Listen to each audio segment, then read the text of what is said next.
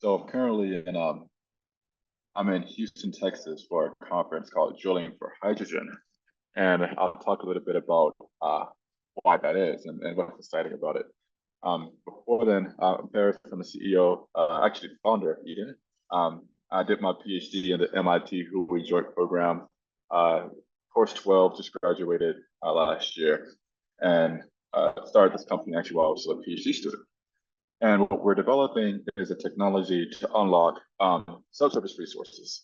You have heat underground, you have natural deposits of hydrogen underground. People didn't actually know that. You have minerals underground, you have oil and gas underground, you have the ability to potentially inject CO2 underground.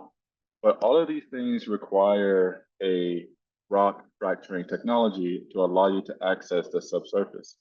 The traditional way of fracturing rocks is with a technology that a lot of people are familiar with called hydraulic fracturing. You inject very high pressure water into the subsurface. This water is used to create tensile stresses in the rock, but has environmental issues from induced seismicity to contaminating your groundwater. So now residents around hydraulic fracturing operations, don't have clean drinking water. Because of this, a lot of states and a lot of countries have actually banned hydraulic fracturing. So what we're developing in our technology is a new fracturing mechanism. Instead of using high pressure water, we're using electrolysis, and I've been studying this mechanism for the past 4 years. You get very similar phenomena of creating fractures in the rock if you get high enough voltage into the rock. But the benefits are you can reduce or eliminate the generation of earthquakes that happen due to lubricating faults when you inject fluids. And you can mitigate the groundwater contamination issues you might have because you're not injecting water. So the way our technology works is that we put electrodes into well bores deep underground. We apply voltages very high, I think hundreds of thousands to millions of volts into the rock until you start to generate thermal stresses in the rock and the rock begins to fail. This technology has applications across pretty much any rock and any reservoir that you would want to go to, from geothermal to geologic hydrogen, from mining and carbon storage. You need to have fractures in the subsurface. We've received multiple awards by the U.S. Department of Energy for essentially all of these markets because the technology can be that powerful in unlocking these natural resources. So where we are in our development, this isn't just a theory. We're not just drawing cartoons of electricity and hoping that we can have mechanisms happen. We've actually done it. So last year, we took the team. You can see these are two of our engineers. We worked with the oil and gas company, and we deployed our technology. And we put these electrodes that we manufacture and design ourselves deep into the well. We turned on the electricity, and then we modulated how much energy was going into the rock. We did this over the course of 2 weeks, and we saw a significant increase in production from this reservoir. The well was initially producing 20 barrels of oil per day. We went there, we did our stimulation job, and then we left, measured production again, and production increased to over 100 barrels of oil coming out per day. So the operator here, they paid for the pilot operation, and they made money off of this pilot.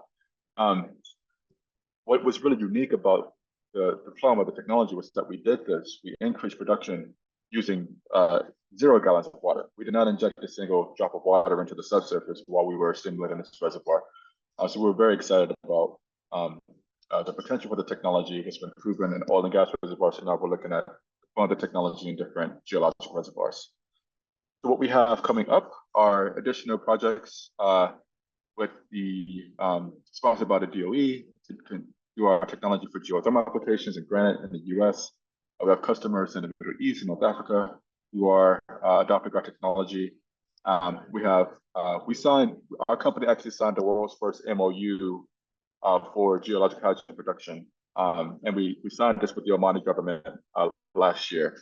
And we're looking at doing that project with them where we drill wells, we use our technology to fracture the reservoir, and then we show the increase of hydrogen production coming out sometime later next year.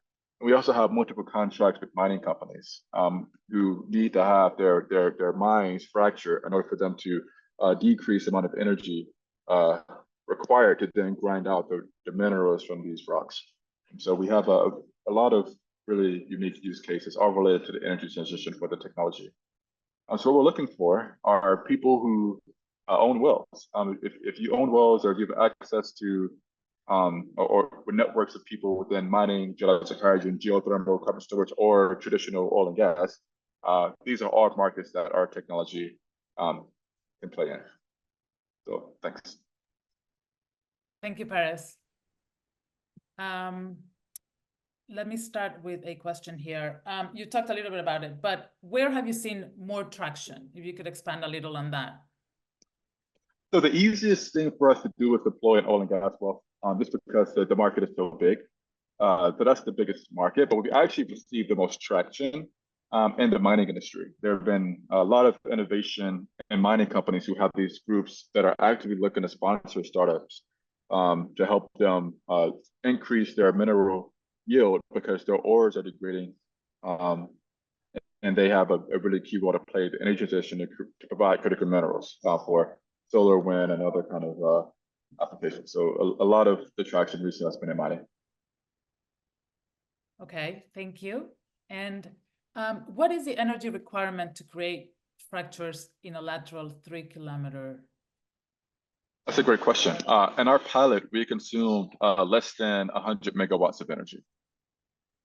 So, at $100 per megawatt, we're talking $10,000 worth of electricity that consumed. Okay, thank you. Thanks.